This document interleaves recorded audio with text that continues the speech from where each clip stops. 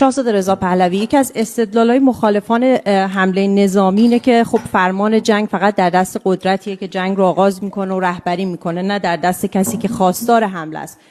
شما صریحاً خواستار حمله آمریکا با هدف سرنگونی حکومت شدین.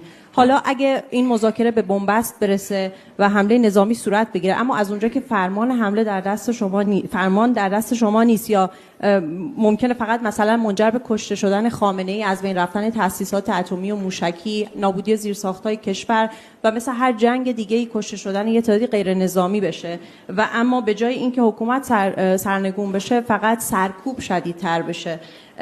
پاسخ شما اون وقت چه خواهد بود؟ یعنی حاضرید مردم چنین هزینه‌ای رو بپردازن فقط برای این احتمال که جمهوری اسلامی سرنگون بشه، یعنی فقط برای احتمال و نه یه قطعیت؟ و سوال دومم این هستش که some political groups. اول قسمت سوال اولتون خیلی میشه مطلب. اولا روایت شماست، این فرضی که میکنید انقدر ابعاد مختلفی رو مطرح کردید که الزاما این نیست که شما توجیه کردید، ولی اساساً به اینجا برسم. مردم بی‌دفاع و غیر مسلح رفتن به خیابون، اعتراض کردن برای خواست آزادیشون. جوابشون چی بود؟ کشتار در حد 40,000 نفر در عرض 2 روز، در تاریکی و در عدم ارتباط با دنیای آزاد.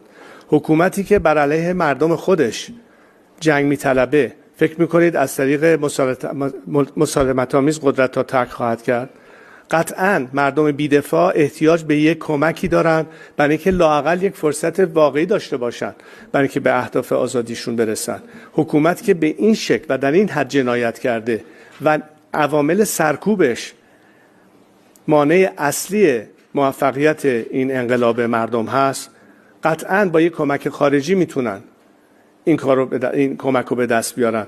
مردم به همین دلیل در انتظار این هستند که چنین اقدامی انجام بشه که نیروهای سرکوب نظام خنثی بشن و لااقل یک فرصت واقعی داشته باشن برای مقابله با این رژیم. کار به اینجا رسیده و دلیلی هم که تا اینجا رسیده به خاطر اینکه دوام این حکومت بیشتر به خاطر همین بحثایی بود که باز با این نظام مماشات کرد و واقعا مسئولیت اصلی این مماشات برمیگرده به خیلی دولت‌هایی که الان 14 هست دنبال این راه حل بودن، یا اون اصلاح طلبانی که به قول خودشون گفتن که ما می‌خوایم نظامو نرم عوض بکنیم، ولی بیشترین کشته‌ها رو در ایران تحت لوای همین افراد به اصطلاح اصلاح طلب مدافع نظام بود. مردم امروز به این نتیجه رسیدن که باید از این نظام گذر کرد، ولی وقتی که به این شکل باهاشون حمله میشه حق دارن انتظار یک کمک خارجی داشته باشند. بنابراین این کمک خارجی به مفهوم از بین بردن نیروهای سرکوب لازمه. اینکه تأسیسات مملکت و زیرساخت‌ها از بین، اصلا هدف این نبود. تنها بخشی هم که یه مسئله مهم بود از دید دو کشور علل خصوص اسرائیل و امریکا و اونم مسئله تسلیحات اتمی بود، اون داستان دیگری است. برای ما آزادی است که مطرح است و این کمکی است که از جهانیان می‌خواهیم که این بار بیان و طرف درست تاریخ قرار بگیرن و حامی مردم ایران باشن، نه اینکه به دنبال مماشات باشن یا به قول فرنگی‌ها appeasement که جواب نداد. مثالش هم زدم تو سخنرانی.